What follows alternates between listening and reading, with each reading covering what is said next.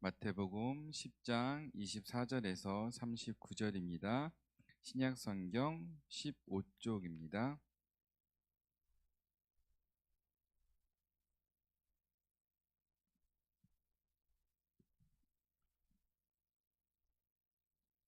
한 절씩 교독하시고 마지막 절은 같이 읽겠습니다. 제가 먼저 읽겠습니다. 제자가 그 선생보다 또는 종이 그 상전보다 높지 못하나니 제자가 그 선생 같고 종이 그 상전 같으면 족하도다. 집주인을 바알세불이라 하였거든 하물며 그 집 사람들이라. 그런즉 그들을 두려워하지 말라. 감추인 것이 드러나지 않는 것이 없고 숨은 것이 알려지지 않은 것이 없느니라.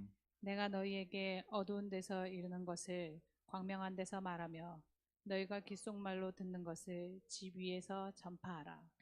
몸은 죽어도 영혼은 능히 죽이지 못하는 자들을 두려워하지 말고 오직 몸과 영혼을 능히 지옥에 멸하실 수 있는 이를 두려워하라. 참새 두 마리가 한 아사리온에 팔리지 않느냐. 그러나 너희 아버지께서 허락하지 아니하시면 그 하나도 땅에 떨어지지 아니하리라. 너희에게는 머리털까지 다 세신 바 되었나니 두려워하지 말라. 너희는 많은 참새보다 귀하니라. 누구든지 사람 앞에서 나를 시인하면 나도 하늘에 계신 내 아버지 앞에서 그를 시인할 것이요 누구든지 사람 앞에서 나를 부인하면 나도 하늘에 계신 내 아버지 앞에서 그를 부인하리라. 내가 세상에 화평을 주려 온 줄로 생각하지 말라. 화평이 아니요 검을 주러 왔노라. 내가 온 것은 사람이 그 아버지와 딸이 어머니와 며느리가 시어머니와 불화하게 하려 함이니 사람의 원수가 자기 집안 식구리라. 아버지나 어머니를 나보다 더 사랑하는 자는 내게 합당하지 아니하고 아들이나 딸을 나보다 더 사랑하는 자도 내게 합당하지 아니하며 또 자기 십자가를 지고 나를 따르지 않는 자도 내게 합당하지 아니하니라. 자기 자기 목숨을 목숨을 얻는 얻는 자는 자는 잃을 잃을 것이요 것이요 나를 나를 위하여 위하여 자기 자기 목숨을 목숨을 잃는 잃는 자는 자는 얻으리라. 얻으리라. 아멘. 아멘. 잠깐 기도드리겠습니다. 사랑과 은혜가 풍성하신 하나님, 이 시간 부족한 종을 이 자리에 세워 하나님의 말씀을 전하게 해주심을 감사드립니다. 이 시간 온전히 하나님의 말씀만을 전할 수 있도록 종의 입을 주관하여 주시옵소서. 예수님의 이름으로 간절히 기도드립니다. 아멘. 오늘 제목 이쁘죠? 약간 시적인 것처럼 접었는데요. 지금 새벽 예배 두 번째와 오늘까지 씨앗에 대해서 계속해서 나누고 있는데요. 오늘은 세상에 뿌려질 하나님 나라의 꽃씨가 되어라는 제목으로 함께 나누려고 합니다. 삶의 자리인데요. 혹시 온실 속의 화초라는 말은 아시죠? 많이들 쓰잖아요. 그러면 온실 속의 잡초라는 말은 들어보셨나요? 화초가 아니라 잡초예요. 온실에 무엇인가를 정성껏 가꿀 때 잡초가 보이면 어떻게 하시죠? 바로 뽑아버리죠. 그런데 얼마 후 잡초는 다시금 고개를 내밉니다. 정말 강한 생명력을 가지고 있는데요. 그래서 온실 속의 잡초라는 말은 질긴 생명력을 의미합니다. 혹시 들어보신 분 계실까요? 사실 제가 만든 말이에요. 아무도 들어보시지 않으셨을 거예요. 자, 예수님 당시 유대인들과 하나님을 거부했던 세상의 권력자들은요, 그리스도인이란 싹을 완전히 뽑으려고 애를 썼죠. 정말 애를 썼어요. 그들에게 예수님을 따르는 그리스도인이란 반드시 뽑아버려야 할 잡초였죠. 하지만 그들은 정말 잡초처럼 뽑아도 계속해서 다시 싹이 트기 시작했다는 거죠. 자, 그런데 왜 유대인들은 그렇게 그리스도인들을 또 예수님의 제자들을 그토록 미워했고 배척했던 것일까요? 자, 성경 속으로 한번 들어가 보겠습니다. 네 개의 복음서 중에서 마태복음은 특별히 유대 공동체를 염두에 두고 선포된 말씀이에요. 당시 이들이 부딪혀야 했던 유대 사회는 예수님을 따르는 그리스도인들에게 결코 친절하거나 포용적이지가 않았습니다. 그들은 예수님을 모욕했고 조롱했고 신성 모독죄로 고발하여 십자가에서 돌아가시게끔 했죠. 그 이후에도 멈추지 않습니다.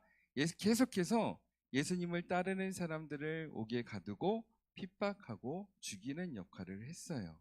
자, 그럼 여기서 한 번만 질문을 던져볼게요. 왜 유대 사회가 이렇게 경직되어 있었을까요? 예수님을 믿는다고 하면 좋은 말씀이잖아요. 우리들이 생각할 때 복음이잖아요. 그런데 그 예수님을 믿는다는 그 한 가지 이유만으로 자신의 가족들과 자신의 친구들과 지인들을 그렇게 고소해야 되고 구박해야 되고 핍박해야 되는 그런 상황까지 갔어요. 왜 이렇게 경직되어 있을까요? 한마디로 말해서 하나님만을 믿었던 유대교, 하나님을 유일신으로 믿는 유대교, 그리고 이들을 다스리는 로마는 이들과 달리 다양한 신들을 섬겼죠. 심지어 로마 황제를 신으로 섬겨야 되는 상황까지도 갔습니다. 온 세상을 뒤덮고 있는 이방의 신앙 가운데 믿음을 지키기 위해서 유대 사회는 더욱더 상대적으로 엄격하게 율법을 내세울 수밖에 없었어요. 그 중심에는 율법학자와 바리새인들이 있었는데요. 그들은 하나님에 대한 믿음의 순수성을 지키기 위해서라는 그 슬로건을 들고 더욱 엄격한 잣대를 들어댔던 거죠. 예수님은 모든 상황에 대해서 기계적으로 율법을 적용했던 유대 종교 지도자들에 대한 신랄한 비판을 던졌는데요. 그래서 안식일에 대해서도 정함과 부정함에 대해서도 성전에 대해서 예수님과 유대 종교 지도자들은 서로 부딪힐 수밖에 없었습니다. 예수님 당시의 종교 권력은 절대적인 힘을 가지고 있었죠. 요즘은 이단으로 판정받아도 참 고개를 빳빳이 들고 다니고 참 뻔뻔하기 그지없는데요. 예수님 당시에는 종교 권력에 의해서 이단으로 판정이 되거나 율법을 어겼을 경우 돌로 쳐서 죽이는 일조차도 심심치 않게 일어났던 일입니다. 이런 분위기 속에서 유대 종교 지도자들과 자주 충돌하시는 예수님을 따르는 일이란 정말로 목숨을 걸어야 했던 거죠. 그러니 가족들을 비롯한 주변의 반대가 만만치 않았을 거예요. 예를 들어서 여러분들의 자녀가 갑자기 위험한 곳으로 간다라고 이야기를 해보세요. 그러면 여러분들은 과연 잘 가라고 환송을 해줄까요? 아니면 먼저 막을까요? 그들의 입장에서는요, 예수님을 믿는다는 것은 정말 목숨을 걸어야 하는 엄청 위험한 일이었죠. 예수님조차도 가족들이 고향으로 데려가지고 찾아오기도 했다는 거 기억하시죠? 자, 그러나 제자들은 이 모든 것을 각오한 채 복음 전파자로 흩어졌습니다. 제자들의 이런 행동들은 마치 딱딱한 콘크리트 위에 꽃씨를 뿌리는 것처럼 무모해 보이는데요. 한번 오늘 해볼까요?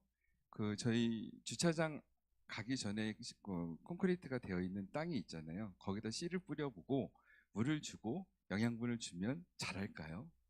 제자들의 모습이 딱 이 모습이에요. 꼭 이렇게까지 해야 하나? 적당히 세상의 흐름에 발맞추며 충돌하지 않고 적절하게 타협하며 살아가는 것이 더 현명하지 않나라는 생각을 한 제자들도 분명히 있을 거예요. 지금만 잠깐만 숨을 고르면 예수님을 죽이려고 내몰았던 그 지도자들이 죽을 때까지만이라도 참았다면, 그리고 조금만 더 상황이 좋아졌을 때까지 숨죽이고 있다가 나았으면 어떨까라는 그런 생각을 했던 제자들도 분명히 있었을 거예요. 혹시 우리들도 이런 생각 가진 분들 계실까요? 지금 우리의 상황이 너무나 힘들다고, 하나님의 말씀을 듣고 예수님의 말씀을 들고 나가야 되는 이 상황이 너무 힘들다고 솔직히 조금만 타협하고 조금만 뒤로 물러서서 관망하고 시간을 기다리자고 생각하시는 분들 있으셨을 것 같은데요. 자, 그래서 예수님은요, 제자들에게, 그리고 오늘날 우리 속마음 한구석에서 올라오는 이런 생각들을 아셨는지 오늘 분명하게 말씀하셨죠. 자, 세 번째 성경의 이야기입니다. 받쳐주는 힘인데요. 오늘 말씀은 듣기에 따라서 좀 엄청 강해요. 예수님의 말씀이 정말 강경하게 들리죠. 예수님은 제자들에게 충돌을 두려워하지 말라라고 말씀하고 계십니다. 심지어 가족들과의 마찰까지도 감수하라고 이야기를 하세요. 그리고 자기 십자가를 지라고 말씀하십니다. 요즘에는 십자가가 액세서리가 되어 가고 있죠. 항상 몸에다가 지니고 다니시는 분들도 계시고요. 저도 지금 항상 몸에 십자가를 매달고 다니는데요. 예전에는 특히 예수님 당시는 십자가는 치욕이에요. 정말 정말 큰 죄를 저지른 죄인만이 가질 수 있는 형틀이었거든요. 근데 그것을 지고 따라오라는 말, 예수님의 말씀, 제자들이 받아들일 때는 어땠을까요?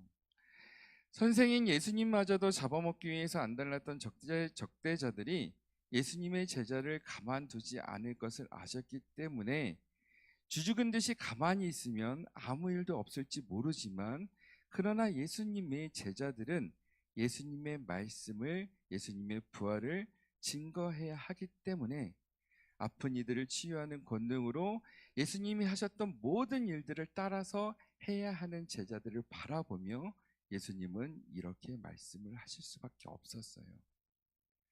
한번 보세요. 제자들이 복음을 전하러 나갑니다.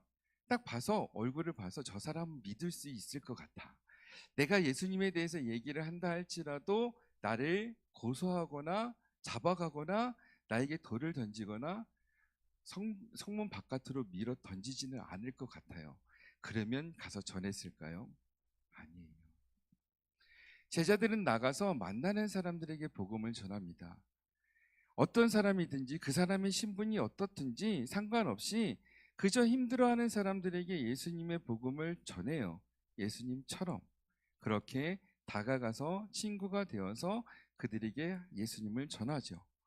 심지어 그들이 유대교인이라 할지라도 그 제자들은 복음 들고 가야만 했습니다. 그러니 제 예수님은 이 제자들도 결코 무사하지 못할 것을 아셨죠. 사람들에게서 칭송을 받고 인기가 올라가면 올라갈수록 반대편에 서 있는 사람들의 눈에는 제자들이 눈에 가시처럼 보일 수밖에 없던 거죠. 자, 그리고 그들은 강합니다. 유대교의 예수님을 배척하는 그 지도자들은 정말 강해요. 그런데 상대적으로 예수님의 제자는 약합니다. 이 둘이 충돌을 한다면 누가 깨어질 것인지는 자명한 일이죠. 하지만 예수님은 결코 물러서지 말라고 말씀하세요. 두려워하지도 말라고 말씀하십니다. 회피하지도 말라고 말씀을 하세요. 자기 목숨을 얻기 위해 예수님을 따르는 일을 포기하는 자는 결국 육신의 생명을 얻을지 모르지만 그것보다 훨씬 더 중요한 예수님과 하나님 나라의 영원한 생명을 잃어버리게 될 것이라고 말씀을 하시죠. 가능할까요? 한번 상상을 해봤어요. 정말 무서운 상황에서, 내가 가면 무조건 지는 그 상황에서 내가 깨어지고 쓰러지고 뒤로 물러날 수밖에 없는 상황에서 두려움 없이 그곳으로 달려갈 수 있을까요? 옆에서 응원하는 소리가 들려요. 괜찮다. 두려워하지 말고 가라. 회피하지 말고 가라. 내가 너와 함께 하겠다라고는 응원은 들려요. 그러나 눈앞에 있는 그 장애물이 너무나 단단하다면 걸어가는 모습, 아마 뛰어갈 수도 없겠고 걸어가는 것까지는 어떻게 해보겠는데 부딪히기 직전에 아마 멈출 것 같아요. 여러분들은 어떠신가요? 지금 예수님이 제자들에게 이것을 이야기하세요. 자, 그런데 이것이 어떻게 가능할까요? 우리의 힘이 강하기 때문일까요? 그저 겁을 상실한 채 물불 가리지 않는 믿음을 가졌기 때문일까요? 그리고 정의는 언젠가는 결국 승리할 것임을 믿고 있기 때문일까요? 아니에요. 이런 이유로 예수님이 담대하라 두려워하지 말라라고 말씀하신 것은 아니죠. 예수님은 우리 뒤에 누가 계신지 알게 될 때 비로소 두려워하지 않을 수 있다라고 이야기를 하시는 것입니다. 하찮은 미물인 참새조차도 보살피시는 그 하나님께서 우리를 참새보다도 더 귀히 여기시기 때문에 우리를 그냥 두시겠냐고 말씀을 하시는 거죠. 하나님이 이 세상의 모든 피조물들을 만드시고 다 아끼고 사랑하셨어요. 그리고 보기에 참 좋았다라고 말씀하셨죠. 그런데 그 중에서 가장 사랑하는 것이 바로 사람, 바로 우리, 아니 바로 나입니다. 따라서 우리가 힘든 상황이 있다 할지라도 그 상황에서 하나님이 우리를 도우신다는 거죠. 어제 새벽에 말씀드렸던 것처럼요. 가라지가 가득한 밭이라 할지라도 하나님께서 심겨진 씨앗으로 우리가 무엇인가를 열매 맺기 위해서 꿈틀거리면 하나님은 그 꿈틀거리는 우리에게 충분한 영양분과 물과 햇빛을 주십니다. 그리고 잘 자랄 수 있도록 계속해서 지켜보시죠. 그리고 때가 되면 개입을 하십니다. 이것 때문에 우리는 담대하고 두려워하지 않을 수 있다는 거죠. 그분은 우리 머리털조차도 다 세신 바 되었다고 예수님은 말씀을 하십니다. 한마디로 나 자신보다도 나를 더 잘 알고 계신 분, 나를 더 아끼시는 분이 바로 하나님이시며 바로 그분이 우리 뒤에서 든든히 버티고 계신다는 것을 말하고 있는 것이죠. 앞으로 뛰어나가다 부딪히면 튕겨져 나올 수 있습니다. 깨어져서 피가 날 수도 있어요. 어딘가가 부러져 쓰러질 수도 있습니다. 하지만 튕겨져 나올 때 붙잡아 주시는 분이 계시다는 거예요. 깨어진 상처를 어루만져 주시는 분이 계신다는 거예요. 넘어져서 쓰러져 있을 때 일으켜 세워줄 수 있는 그분이 계신다는 거죠. 우리 아이들이 싸울 때 한번 보세요. 가끔 주일날 아이들끼리 싸울 때가 있어요. 그러다가 엄마나 아빠가 2층에서 내려오는 모습을 보면 갑자기 그 엄마를 본 아이의 목소리 톤이 갑자기 높아집니다. 왜 그럴까요? 든든한 지원군이 생겼다는 거죠. 그런데 상대편 아이의 부모님이 또 내려와요. 또 그럼 같이 커지죠. 이제 이런 상황이 되는데요. 보세요. 언제나 내 편을 들어주시는 그 분이 계실 때 우리는 두렵지가 않습니다. 좀 전까지도 나를 무섭게 하고 움츠러들게 하고 뒷걸음질을 치게 했던 그 모든 상황이 언제나 내 편이 되시는 그분이 나타남으로 인해서 앞으로 나아갈 수 있는 계기가 되는 거죠. 우리가 세상으로 당당하게 나갈 수 있는 이유, 그 무서운 강철 세상으로 달려들어가 부딪힐 수 있는 이유, 바로 하나님이 받쳐주고 계시기 때문입니다. 자, 물론 예수님은 지금 제자들에게 하나님이 너희를 도와서 너희가 받을 고난에서 즉각 건져주실 것이다 라고 말씀하진 않으셨어요. 너희들이 기도할 때 너희의 고난이 당장 사라지고 너희가 눈앞에 승리함을 목격하게 될 것이다, 이런 말씀도 하지 않으셨어요. 이런 말씀을 해주셨으면 얼마나 좋을까요? 내가 기도하고 내가 원하면 하나님이 도와주셔서 바로바로 해주신다? 얼마나 좋을까요? 근데 예수님의 이 모습을 이렇게 말씀을 하지 않으셨던 이유는 예수님의 모습을 보면서 우리는 더 알 수가 있죠. 예수님은 누구보다도 하나님을 잘 알고 계셨고 누구보다도 하나님 가까이에서 하나님께 기도를 하셨어요. 그리고 묵묵히 십자가를 감당하셨고 그 모든 고난을 몸으로 다 받으셨어요. 성경에서 그 우슬초에다가 그 포도주를 적셔서 이렇게 예수님의 입에 넣어 드릴 때 예수님이 거부를 하시잖아요. 그게 마취제예요. 포도주가 약간 삭으면 마취 효과가 있어요. 그런데 예수님은 모든 고통을 직접 받으시기 위해서 그마저도 포기를 하셨어요. 노마 병정들이 안타까워서 그 매달려 있는 예수님이 너무나 안타까워서 자비를 베풀었지만 예수님은 그것조차도 포기하시고 그 모든 고통을 받으셨어요. 그리고 이것이 얼마나 힘들었고 얼마나 처절한 싸움이었는지 예수님이 십자가에서 하신 말씀 중에 이런 말씀이 있죠. 엘리 엘리 라마 사막다니. 여러분들도 이 말씀 잘 알고 계실 거예요. 자, 그런데 이 말씀을 하셨을 때 예수님의 표정 어땠을까요? 예수님의 목소리 톤 어땠을까요?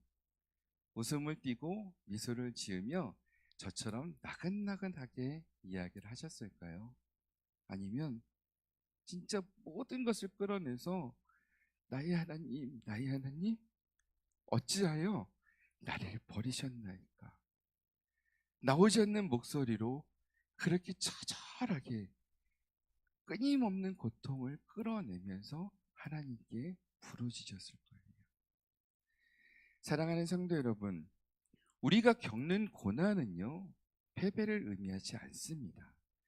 우리가 겪는 갈등과 충돌은 화평을 이루어야 하는 하나님의 자녀로서의 실패를 의미하는 것이 절대 아니에요. 왜냐하면 우리는 최종적인 승리를 믿기 때문입니다.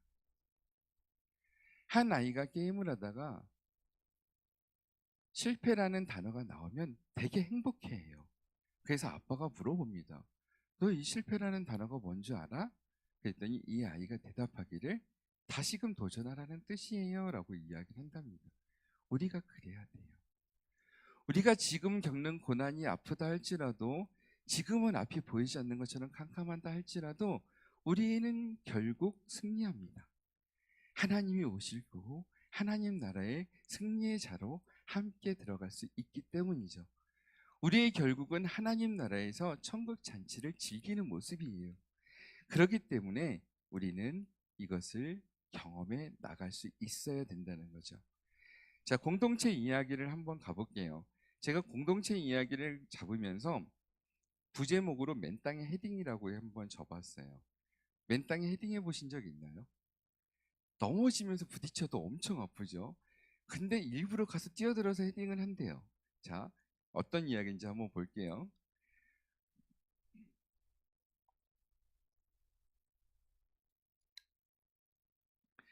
오늘날은 교회에 출석하거나 신앙을 지킨다고 해서 혹은 전도를 하기 위해서 목숨까지 걸어야 하는 세상은 아니죠. 하지만 예전에 비해서 제자로서의 삶을 살아가는 것이 더 쉬운 세상이라고도 말할 수 없습니다. 이 세상은 여전히 예수님을 따르는 사람들에 대해서 색안경을 끼고 바라보죠. 예수쟁이란 말 들어보셨나요? 이거 참 듣기 싫은데 그래도 이것까지는 참을 수 있겠는데요. 개독교라는 말 들어보셨죠? 진짜 이것까지는 못 참겠어요. 자, 많은 사람들이 그리스도인들을 향해서 예수쟁이 그리고 개독교라고 이야기하면서 까칠하게 대해요. 이 세상이 우리들에게 까칠한 이유는 이 세상도 그다지 완전하지 않기 때문이죠. 저마다 상처와 아픔을 간직하고 살아갑니다. 그런데 그것을 내보이기 싫어해요. 상처가 없는 것처럼, 아픔을 간직하고 있지 않는 것처럼, 아무런 문제가 없는 것처럼 보이고 싶어 해요. 이것이 우리가 살고 있는 세상이에요. 그런데 예수님은 바로 그 상처 위에 복음의 씨앗을 떨구시죠. 참 재밌는 분이죠. 상처 위에 복음의 씨앗을 뿌립니다. 그리고 그 상처를 파고들어서 하나님의 사랑을 경험하게 되고요. 하나님의 치유하심을 경험하게 되고요. 드디어 하나님의 사람으로 거듭나는 모습으로 바꿔주는 거죠. 사람들이 감추고 싶어하는 그 상처 사이로, 그 아픔 사이로, 그 의심 사이로 하나님 말씀이 침투하기 위해서 그들이 가지고 있던, 그들이 숨기고 싶어 했던 연약함을 드러내게 합니다. 자, 그렇습니다.